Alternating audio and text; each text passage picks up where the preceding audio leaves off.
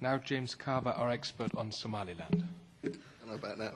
Thank you, Chair. Thank you, Mr. Rodas. Again, backing up what Javier Nart said, that was a very consummate and actually very interesting with respect. I listened to some of your colleagues and sometimes you're a bit, drifting off a bit, but that really was very interesting. I certainly pick up on the comments you made about the importance of this region. It's just a shame that there are just a dozen colleagues from the AFAT committee here. So I think work has to be done actually internationally and certainly across the institutions to actually sort of highlight the awareness.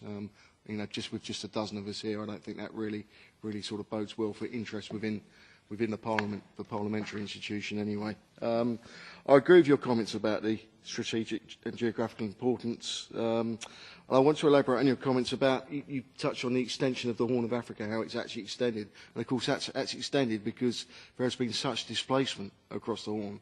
And again, I don't think people really understand how many displaced people there are across the Horn of Africa. You touched on the Yemen conflict in relation to its close proximity. And what struck me when I was on a private visit to Somaliland last year was, one of the things I wanted to do was visit a Yemeni refugee camp. And it was quite apparent that there wasn't such a thing. And the reason being is that the Yemeni refugees had just very much integrated with the very open and hospitable Somaliland people, which was fantastic. So very, very difficult actually sort of to get a take because people had just assimilated so well, which is actually, to my mind, a great trait and speaks volumes of the hospitality of the Somaliland people. Really wanted to go on. You spoke about the project in Somalia, and it was, as was said earlier on, there has to be a solution to Somalia. I don't see Somalia as a project, so I see Somalia really as a misnomer. It was regrettable that it was formed in the way it was, and I think after 25 years self-declared independence, Somaliland, you spoke about finding a solution to, in effect, Pico Sykes, and I think Somaliland taking their chance. Heaven knows if ever a country has worked so hard, so peacefully, to actually be a success. And what I heard very much was the need for that to happen. I'd like to know about a strategy from the Commission in relation to Somalia, Somaliland. We hear about a strategy across the Horn, but actually specifically to that region.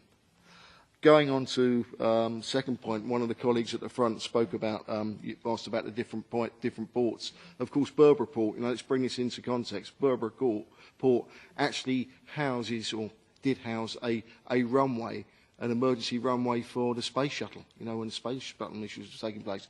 That's how great the infrastructure was up there. But does the Commission consider that the commercial deal entered into by Dubai Ports World with the Somaliland government legitimate, or do you consider that Somaliland cannot enter into legally binding agreements? Also wanted to know whether the Commission considers there's a risk that the Somaliland could be at risk at radicalisation if the country is not recognised. One thing I picked up from speaking with youth groups and civil society groups was very much that, you spoke of the openness and the desire for success. I really feel in Somaliland that can only come through international recognition. Could I have another minute, Chair? I've just got a couple of questions just to wrap up in relation to the November elections. Okay, I will be quick. Okay, I'll move on very quickly. The European Union financial support for the Somaliland election, is it in effect de facto recognition, as none of the Somaliland political parties support reunification with the south of Somalia? And is the Commission satisfied with the arrangements for that election taking place in November? Can they confirm whether Interpeace has played a major role in the preparations for that election? And if so, whether you're satisfied with Interpeace's performance? Thank you. I'll leave it there. Thank you. James? Number of questions on Somaliland. Okay. In brief, I don't have the time to do justice to all your questions, but in brief,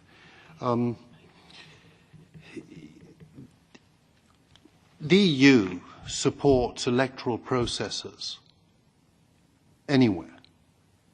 In Somalia, we've been supporting electoral processes, whether it's in Puntland or whatever else. That does not mean we're recognizing. What we're interested in is that citizens can be given the opportunity to deliberate. That's what we're interested in supporting. And that's the foundation, I think, of a lot of what we do in Somalia.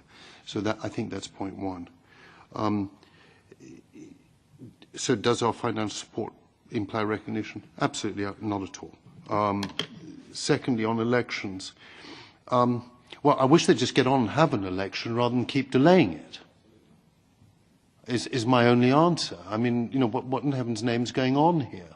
And what it's doing is putting into question the legitimacy of the claims that Somalilanders have to a greater autonomy or statehood or whatever.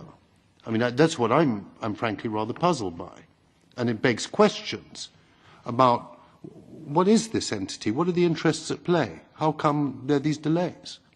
This was the one thing that always stood on. It was such the stark contrast with the rest of Somalia. And they're frittering it away. Everyone's had a drought in the region. So I think that we should, I think, look at that. Now, on the rest, you know, may they continue and do as well as possible. The Berber report, yeah, it's a very sensitive issue at the end of the day. But then all the other states in Somalia, actually, have also come to agreements. And the issue here is whether there's some agreement that can be reached with Mogadishu so that Mogadishu can find a way of giving its blessing, and the parliament in Mogadishu can do so. And don't forget, there are many Somalilanders who are part of the parliament in Somalia.